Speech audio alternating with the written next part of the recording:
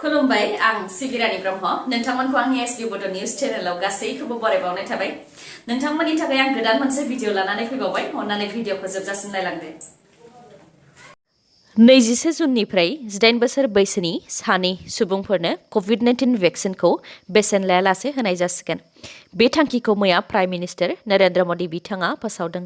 बिथाङा बुंथिदों दि कभिड-19 नि भेक्सिन दिहुनग्रा कम्पानिनिफ्राय 75% सोरखारा बायनानै बेसेन लायालासे भेक्सिनखौ होनाय जागोन आरो 25% कभिड-19 नि भेक्सिनखौल' प्राइभेट हस्पिटालफोरा मोननो हागोन।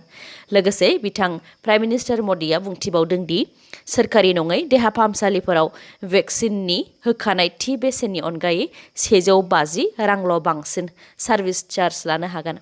गावनि गोसो बायदियै देहा फाहामसालिफोरा बेसेनखौ लानो हानाय नङा। लोगोसे बेखौ नोजोर होनो थाखाय प्राइम मिनिस्टार मदि बिथाङा रायजो सोरखारफोरखौबो बिथोन होदों। बिटिसिनि गासैबो गोहोआनो डिसिफोरनि आखायाव थांसिगोन नामा? थांनाय 4 जुनाव मोनसे नटिस ओंखारदोंमोन जाय नटिसआव लिरनाय दं दि बिटिआर गोरोबथानि गेजेरजों जेसेबां स्किमफोर मोननो हादों जेरै एग्रिकालचार, फिसारिज, इडुकेसन एबा सोलोंथाइ बिथिं, पन्चायत एन्ड रुरेल डेभेलपमेन्ट, नखर आरो सावस्रि बिफान, दैबाना होबथानाय, जानाय आदार जगायनाय, public health engineering, social welfare बायदि बायदि। बेफोर गासैबो डिपार्टमेन्टफोरजों सोमोन्दो थानाय स्किमफोरखौ मावफुंनो थाखाय डिसिफोरनो बिबानखौ होनाय जाबाय। मख'नो गोनां दि नटिसनि बायदिब्ला बिटिआरनि 4 जिल्लाफोर क'क्राझार, चिरां, बाक्सा आरो उदालगुरि बे 4 जिल्लाफोराव गावगाबागाव जिल्लानि डिसिफोरनो बिटिआर गोरोबथानि गेजेरजों मोननो हानाय गासैबो स्किमफोरखौ आबुङै मावफुंनायखौ नोजोर होनाय आरो बिथोन होनाय गासैखौबो डिसिनोनो बिबानखौ होनाय जादों। नटिसआ ओंखारनायनि उनावनो माखासे खौरां बिजों आरो ससियेल मिडियाफोराव बिटिसि सोरखारनि गोहोनि सायाव माखासे सोंथि खालामनायखौ नुनो मोन्दों दि बिटिआरनि गासैबो खामानिखौ डिसिफोरानो सामलायगोनब्ला बिटिसि सोरखारनि गोहोआ बहा थांखो बायदि बायदि। नाथाय नटिसनि जोबनायाव बेखौबो लिरनाय जादों दि बिटिआर गोरोबथानि गेजेरजों जेसेबां स्किम मोनफुंनो हादों बेफोरनि खामानिखौ नोजोर होनो आरो बिथोन होनो थाखाय डिसिफोरा बिटिसिनि प्रिन्सिपाल सेक्रेटारि बिथांनाव गनायथि लानांगोन जाय बिटिसिनि प्रिन्सिपाल सेक्रेटारिया बिटिसि सोरखारजों थोंजोङै सोमोन्दो दङ। बेनिखायनो बे नटिसखौ नोजोर होनानै नायोब्ला बिटिसि सोरखारनि गोहोखौ खम जानाय बायदिखौ नुहुराखै। मेट्रिक आरो हायार सेकेन्डारि फाइनाल इयार आनजादा खुंजागोन ना खुंजाया बेखौ लानानै फरायसाफोरनि गेजेराव गोनो गोथो सोमजिबाय थानायनि गेजेरावनो सोलोंथाइ बिफाननि मन्थ्रि डक्टर रनज पेगु बिथाङा मैया मोनसे खोथा फोरमायथिदों।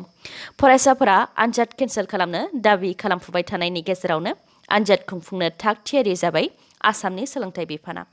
दिनै आसामनि सोलोंथाइ बिफाननि मन्थ्रि डक्टर रनज पेगु बिथांजों लोगोसे माखासे गोजौ थाखोनि मावख'गिरिफोर, सावस्रि बिफान, ट्रेन्सपर्ट डिपार्टमेन्ट आरो प्रशासन बिथांमोनखौ लानानै गोजौ थाखोनि सावरायलायनाय जागोन जेराव मेट्रिक आरो हायार सेकेन्डारि फाइनाल इयार आनजादनि सायाव गिदिर थांखि लानाय जागोन।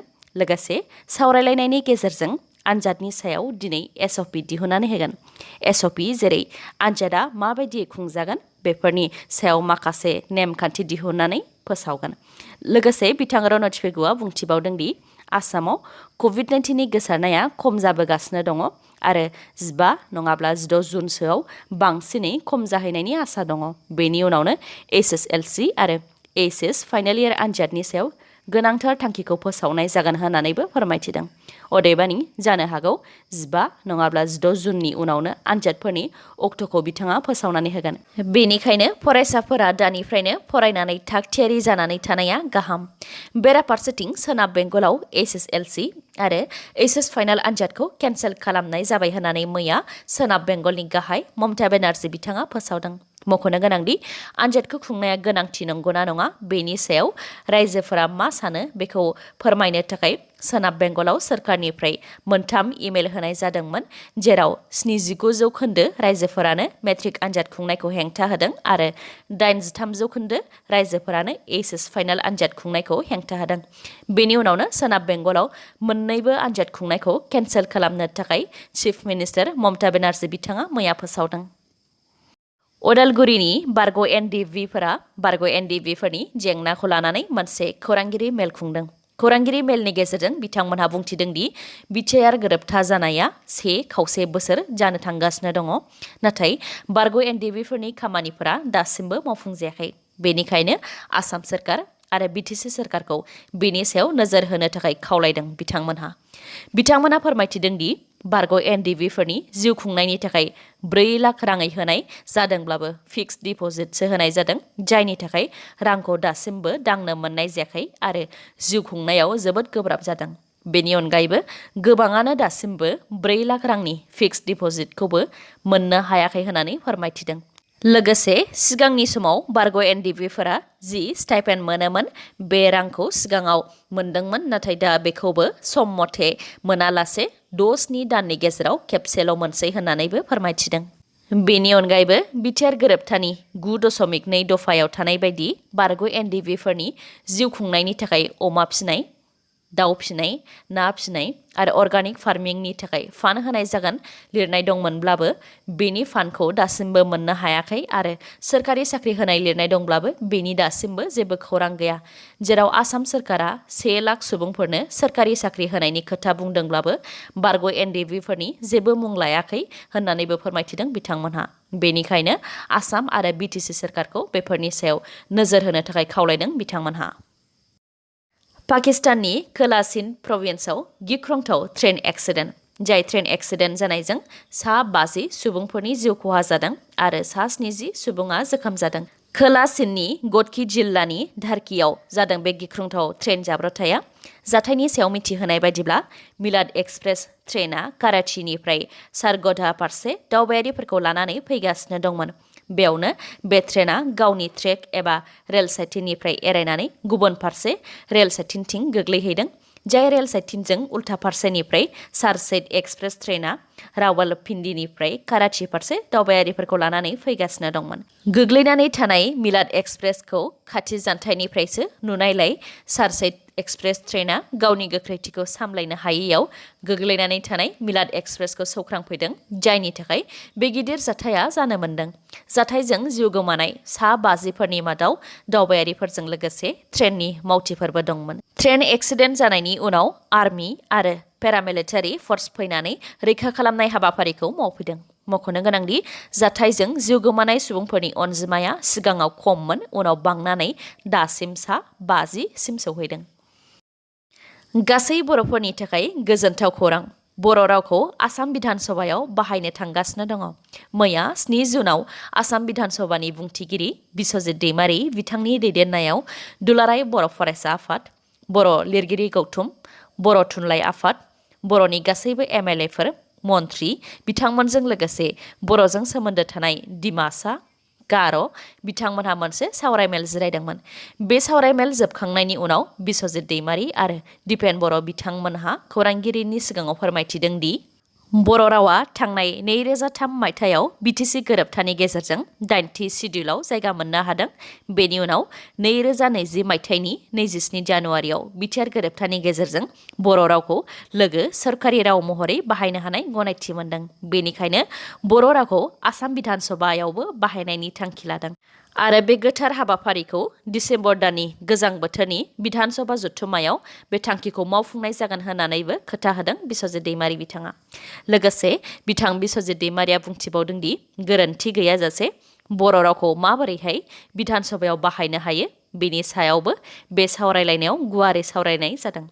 बिस्वजित दैमारि बिथांनि अनगायैबो मिरु एबसुनि आफादगिरि दिपेन बर' बिथाङा फोरमायथिबावनाय बायदिब्ला एसेम्ब्लियाव समायखिरा लानायनिफ्राय जागायजेननानै कुइसन आवार, इन्टारेक्शन आवार आरो बेफोरनि अनगायैबो बिधान सभानिफ्राय ओंखारनाय गेजेट नटिफिकेशनफोरावबो बर' राव बाहायनो थाखाय सावरायदों।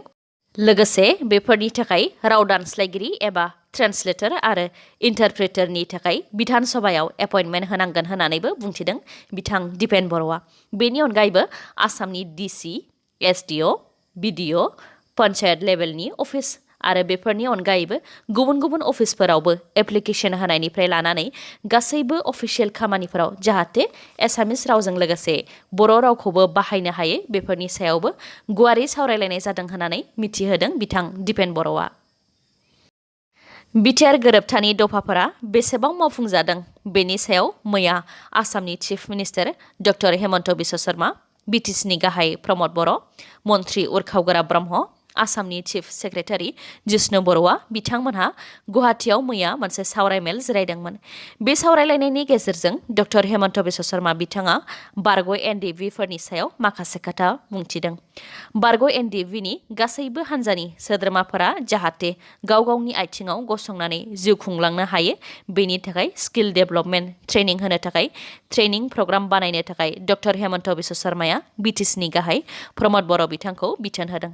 बेनि अनगायैबो बारग' एनडिएभिनि गासैबो हान्जानि सा 4,036 सोद्रोमाफोरनि थाखाय 160 कौटि रांनि पेकेज गनायथि होबाय।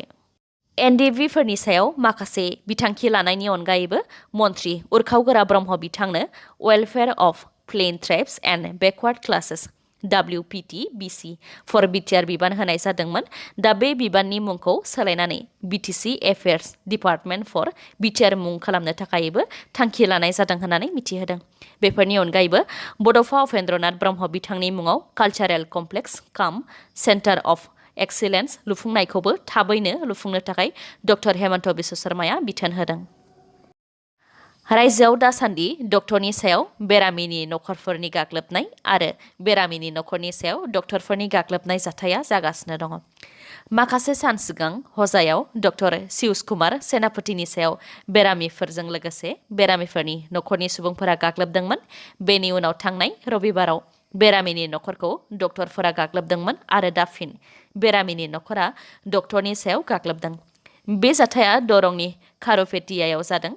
जाथायनि सोमोन्दै मिथिहोनाय बायदिब्ला तेजपुर मेडिकेल कलेजाव खामानि मावनाय डक्टर आहमेद आली बिथाङा खारुपेटियायाव आफ्रिन हेल्थ केयार सेन्टाराव बेरामिखौ फाहामथाय होगासिनो दंमोन। बे समावनो दरं जिल्ला लाइमोन कंग्रेसनि गाहाय नेहाथारि राहुल आमिन बिथाङा गावनि नखरनि मानसिखौ फाहामथायनि थाखाय आफ्रिन हेल्थ केयार सेन्टाराव लानानै फैदोंमोन। नाथाय डक्टर आहमेद आलीया फाहामथाय होनायाव एसे उन खालामदोंमोन। बेयावनो रागा जोंनानै राहुल आमिना डक्टरनि सायाव गाग्लोबदों। जाथायखौ नुनानै डक्टरनि बिसिया सामलायनो फैनायाव बिथांखौबो गाग्लोबदों राहुल आमिना। बेबायदि जाथाय जानायनि उनाव राहुल आमिना जाथायथिलिनिफ्राय खारखुमालांदों। दा राहुल आमिननि हेंथायै खारुपेटिया पुलिस थानायाव केस रेजिस्टार खालामनाय जाबाय होननानैबो खौरां मोननाय जादों। गिख्रंथाव अर खामनायजों 18 सुबुंनि जिउ खहा। बे दुखुनांथाव जाथाया पुनेनि लाबासा र'डआव थानाय आरबादा गामियाव जादों। सेनिटाइजार बानायग्रा कम्पानि SVS एक्वा टेक्न'लजिस्ट सेनिटाइजार कम्पानियाव अरा नांदों आरो बे अरखौ शर्ट सार्किटनि थाखायनो जादों होननानै मिथिहोदों।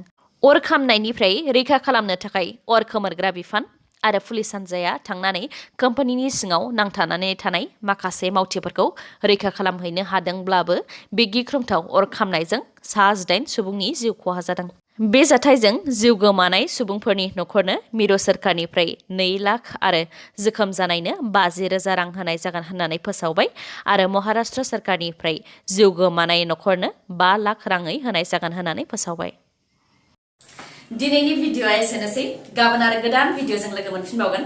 नोंथाङा दासिमबो आंनि चेनेलखौ साबस्क्राइब खालामाखैबा अन्नानै साबस्क्राइब खालामदो, लोगोसे लाइक, कमेन्ट आरो शेयार खालामनो दाबाव। गोजोन्थों।